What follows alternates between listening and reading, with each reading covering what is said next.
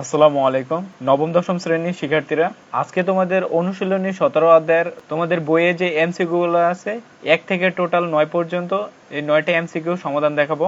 তো দেখো 1 নম্বর থেকে শুরু করি। প্রথমে যে এমসিকিউটা আছে, উপাত্ত সমূহ সারণীভুক্ত করা হলে প্রতি শ্রেণীতে যতগুলো উপাত্ত অন্তর্ভুক্ত হয় তা কি নির্দেশ করে? শ্রেণী সীমা, শ্রেণীর মধ্যবিন্দু, শ্রেণী সংখ্যা নাকি শ্রেণীর গণসংখ্যা? এটার সঠিক উত্তর হচ্ছে শ্রেণীর গণসংখ্যা। কেন শ্রেণীর গণসংখ্যা?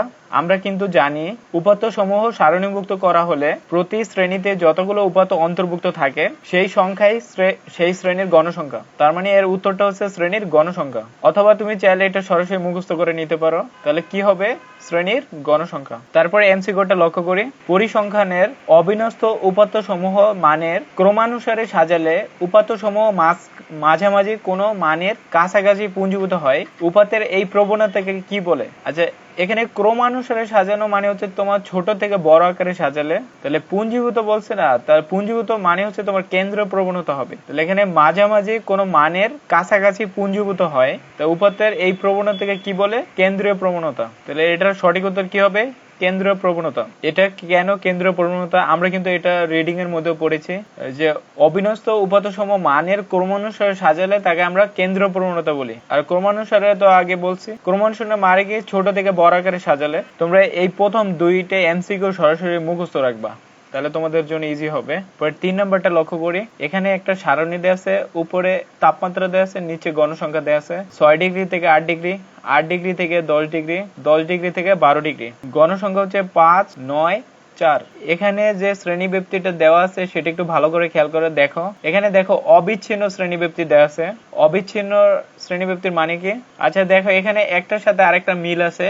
প্রথমে 6 ডিগ্রি, পরে 8 ডিগ্রি, আবার এই ঘরে দেখো প্রথমে 8 ডিগ্রি। তাহলে এইটাই হচ্ছে অবিচ্ছিন্ন শ্রেণী ব্যক্তি। এখানে 10, আবার শুরুতে 10। তাহলে আমরা প্রথমে বুঝছি যে এটা অবিচ্ছিন্ন শ্রেণী ব্যক্তি। যদি প্রথমটা শেষেরটা আর পরেরটা প্রথমেরটা না বলতো তাহলে বুঝতে যে বিচ্ছিন্ন। প্রথমে বলছে যে শ্রেণী ব্যক্তি 3, তাহলে 1 নাম্বারটা সঠিক কিনা দেখি। এখন দেখো, তোমার এখানে অবিচ্ছিন্ন এবং বিচ্ছিন্নটা বুঝতে হবে।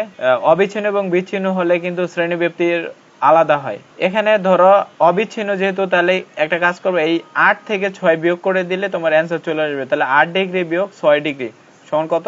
2 ডিগ্রি। বাট এটা যদি তোমার বিচ্ছিন্ন হতো তাহলে এখানে তোমার এই যে দ্বিতীয় যে ঘরটা, এটা হইতো, প্রথম ঘরটা ধরো আছে 6 ডিগ্রি থেকে 8 ডিগ্রি দেওয়া আছে, আর পরের ঘরটা তাহলে শুরু হইতো 8 না, ওইটা পরেরটা 9 থেকে ধরো 11, ঠিক আছে, 9 থেকে 11 ডিগ্রি। তার মানে এই যে তোমার এই সংখ্যাটা মিলতো না, এটা হচ্ছে তোমার বিচ্ছিন্ন। তাহলে বিচ্ছিন্নর ক্ষেত্রে তোমার শ্রেণী ব্যক্তিটা হবে উচ্চ সীমা থেকে নিম্ন সীমা বিয়োগ করে যোগ 1 দিতে হইতো। তাহলে উচ্চ সীমা কত? 8 ডিগ্রি বিয়োগ নিম্ন সীমা কত? 6 ডিগ্রি, তারপর যোগ 1 ডিগ্রি। তাহলে কত হইতো? 8 থেকে 6 বিয়োগ করলে 2 ডিগ্রি যোগ 1 ডিগ্রি, তাহলে কত? 3 ডিগ্রি। এটা বিচ্ছিন্নর ক্ষেত্রে হইতো। যেহেতু এটা অবিচ্ছিন্ন তাহলে 2 ডিগ্রি হবে। তাহলে 1 নাম্বারটা ভুল দেওয়া আছে। 2 নম্বরে বলছে মধ্যক শ্রেণী 8 ডিগ্রি থেকে 10 ডিগ্রি। তাহলে মধ্যক শ্রেণী আমরা কিভাবে বের করি সেটা একটু খেয়াল করি। তাহলে আমরা মধ্যক শ্রেণীটা কিভাবে বের করি? এখানে যে তোমার গণসংখ্যাটা থাকবে, এই গণসংখ্যাটাকে সবগুলো যোগ করে দিবা। তাহলে এখানে কত? 5 আর 9 কত? 14, 14 আর 4 কত? 18। তাহলে এখানে আমাদের টোটাল গণসংখ্যা কত?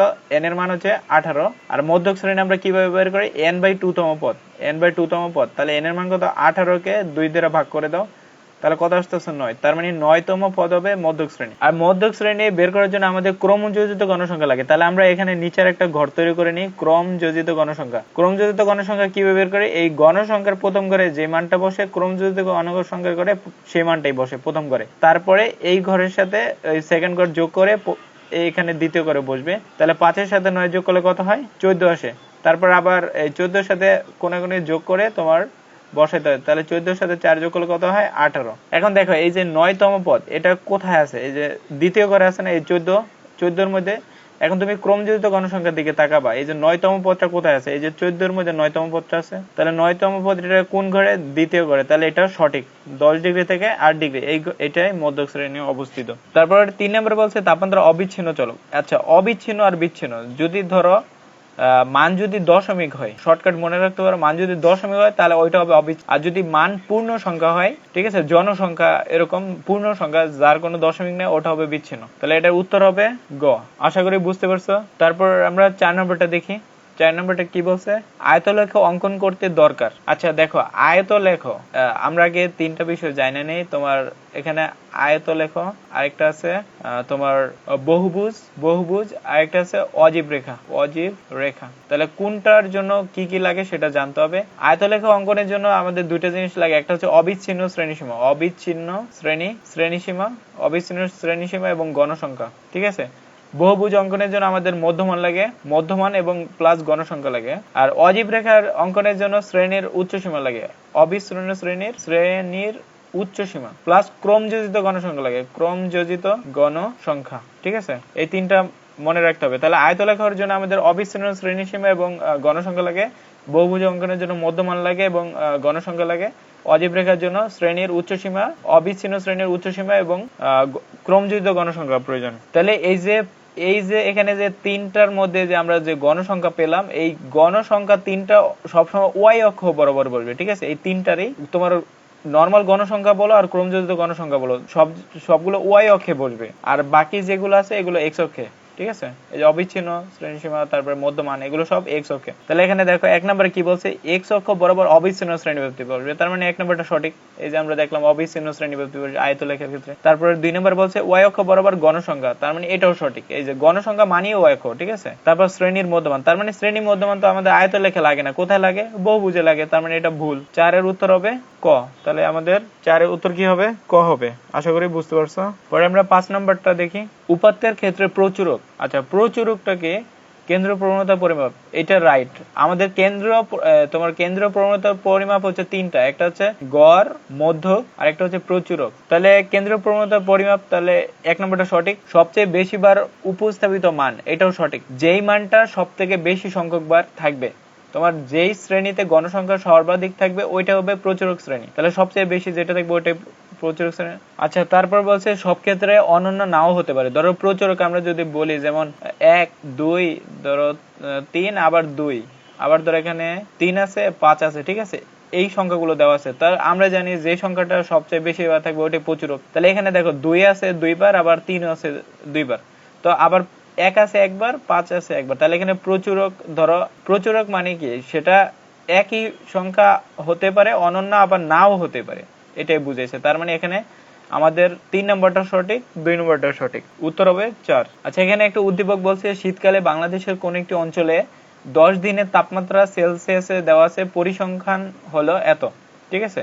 এখান থেকে তোমার 6 আর 8 নম্বর প্রশ্নের উত্তর দিতে বলছে, উপরের সংখ্যাগুলোর প্রচুরক বের করতে বলছে। তার প্রচুরক কোনটা, যে সংখ্যাটা তোমার সবচেয়ে বেশি বার থাকবে। দেখো তো এখানে কোনটা সবচেয়ে বেশি বার আছে। ধরো এখানে 10 আছে একবার, তারপরে 9 আছে একবার, 8 আছে একবার, 6 আছে একবার, 11 আছে একবার, 12 আছে একবার, 7 আছে একবার, 13 আছে একবার, 14 আছে একবার, 5 আছে একবার। আমরা জানি যে যেই সংখ্যাটা সবচেয়ে বেশি বার থাকবে ওইটাই প্রচুরক। যেহেতু এখানে প্রত্যেকটাই একবার করে আছে, ঠিক আছে, তাহলে এখানে তো প্রচুরক তোমার নাই, কারণ সবটিতে একবার করে, তাহলে কোনটা প্রচুরক দেবে, তাহলে এখানে প্রচুরকই নেই। যদি ধরো এই 7টাই আরেকবার থাকতো তাহলে উত্তর হইতো 7, ঠিক আছে। অথবা যদি এই 8টাই আরেকবার রিপিট থাকতো তাহলে ওইটা উত্তর হইতো। 7 নম্বর আসি, উপরে সংখ্যা সূচক উপাত্তের গড় তাপমাত্রা কত। তাহলে আমরা গড় তাপমাত্রা বের করতে বলছে। তাহলে গড় তাপমাত্রা কিভাবে বের করবে, এখানে যে আমাদের উপাত্তগুলো দেওয়া আছে এই সবগুলো উপাত্তকে যোগ করে জাস্ট যে কটা উপাত্ত ওই সংখ্যা দ্বারা ভাগ করে দিবা। এখানে কয়টা উপাত্ত, 1 2 3 4 5 6 7 8 9 10। এখানে অলরেডি আমাদের বলে দেওয়া আছে যে 10টা উপাত্ত, 10 দিনের উপাত্ত। তাহলে কি করবা, এই ফার্স্টে এই যে 10 plus 9 plus 8 plus 6 plus 11 plus 12 plus 7 plus 13 plus 14 যোগ 5, ঠিক আছে। এটাকে যোগ করে জাস্ট 10 দিয়ে ভাগ করে দিবা, তাহলে যে উত্তর আসবে ওটাই হবে অ্যান্সার। তাহলে এটা ভাগ দিলে তোমার ক্যালকুলেটরে গ নাম্বারটা আসবে 9.5। তাহলে 8 নম্বর প্রশ্নে আসি, উপাত্ত সমূহের মধ্যক কোনটি। তাহলে মধ্যক নির্ণয়ের জন্য আমাদের যে উপরে উপাত্ত দেওয়া ছিল 10টা, তোমাকে অবশ্যই এই উপাত্তগুলোকে ছোট থেকে বড় আকারে সাজিয়ে নিতে হবে। তাহলে এখানে খুঁজে দেখো সবথেকে ছোট মান কোনটা বলো তো। এই যে 5, 5-এর পরে কত আছে, 5-এর পরে 6, 5-এর পরে 6, 6-এর পরে 7, তারপরে আমাদের 8 আছে, 8, 9 আছে, 10 আছে, 11 আছে, 12 আছে, 13 আছে, 14 আছে। তাহলে কয়টা হলো, 2 4 6 8 10, ঠিক আছে। তো এই যে আমাদের উপাত্তগুলো ছোট থেকে বড় আকারে সাজিয়ে নিবা যদি মধ্যক বের করতে বলে এবং এরকম উপাত্ত দেওয়া থাকে। তাহলে এখানে দেখো আমাদের তোমার উপাত্ত কয়টা হলো, 10টা। তাহলে এইটা জোড় সংখ্যা না, তো এখন তুমি তো এখানে মাঝখানের যে মানটা সেটাও খুঁজে পাবে না। এখানে দেখো এই পাশে যদি 4টা বাদ দাও আর এই পাশ থেকে যদি আমাদের 4টা বাদ দাও, তাহলে মাঝখানে 2টা মান থাকতেছে না। তো কি করবা, তোমার এই দুটাকে যোগ করে জাস্ট 2 দিয়ে ভাগ করে দিবা। তাহলে এটা কিভাবে লিখবা, এটা হচ্ছে তোমার মধ্যকে যদি সূত্র অনুযায়ী লিখো তাহলে কি লিখবা, যে n/2 তম পদ যোগ n/2 তম যোগ 1 তম পদ, ওকে, ডিভাইডেড 2। এটা হচ্ছে মধ্যকের সূত্র। তাহলে n এর মান কত, n এর মান কত 10 না, n এর মান কত, মানে মোট কয়টা উপাত্ত আছে 10টা, তাহলে 10/2 যোগ 10/2 যোগ 1 ডিভাইডেড 2, তাহলে 10, তাহলে এখানে কত 5তম প্লাস 5 প্লাস 1, তাহলে কত তোমার 6তম পদ যোগ ভাগ 2। তাহলে এই যে দেখো 5তম পদ কোনটা, এই যে 1 2 3 4 5, এই যে 5তম পদের মান কত 9, আর এখানে 6তম পদ, তাহলে 6তম পদের মান কত 10। তাহলে 5তম পদ এবং 6তম পদ যোগ করে 2 দিয়ে ভাগ দিবা, তাহলে ওইটাই হচ্ছে মধ্যক। আর যদি ধরো বিজোড় সংখ্যা থাকতো, এখানে তো 10 একটা জোড় সংখ্যা, যদি বিজোড় সংখ্যা থাকতো তাহলে এই পাশ থেকে যদি ধরো 9টা থাকতো, তাহলে এই পাশ থেকে তোমার 4টা বাদ দিতা, এই পাশ থেকে 4টা বাদ দিয়ে মাঝখানে যে সংখ্যাটা থাকতো ওইটাই হতো অ্যান্সার। তাহলে এটার উত্তর হবে ক। তারপরে শেষ প্রশ্ন 9 নম্বরে কি বলছে, সারণীভুক্ত শ্রেণীবিন্যস্ত উপাত্তের সংখ্যা হলো n। তারপর মধ্যক শ্রেণীর নিম্ন মান, নিম্ন সীমা দেওয়া আছে l, এবং মধ্যক শ্রেণীর পূর্ববর্তী শ্রেণী ক্রম যদি fc, এবং মধ্যক শ্রেণীর গণসংখ্যা fm, এবং শ্রেণীব্যাপ্তি h, তথ্যের আলোকে নিচে কোন মধ্যকের সূত্র। তাহলে তোমাদের বইয়ে যে মধ্যকের সূত্রটা আছে ওটা হবে, তা মধ্যকের সূত্র কোনটা ছিল, l plus n divided by 2 minus fc into h divided by fm। তাহলে যে ক নাম্বারটার সাথে মিলে গেছে, এটা হবে অ্যান্সার। তাহলে তোমাদের আরো দুইটা সূত্র মনে রাখতে হবে, যে তোমার যে প্রচুরকের যে সূত্রটা, প্রচুরকের সূত্রটা কি ছিল, l plus f1 plus f2 into h, এটা ছিল না প্রচুরকের সূত্র।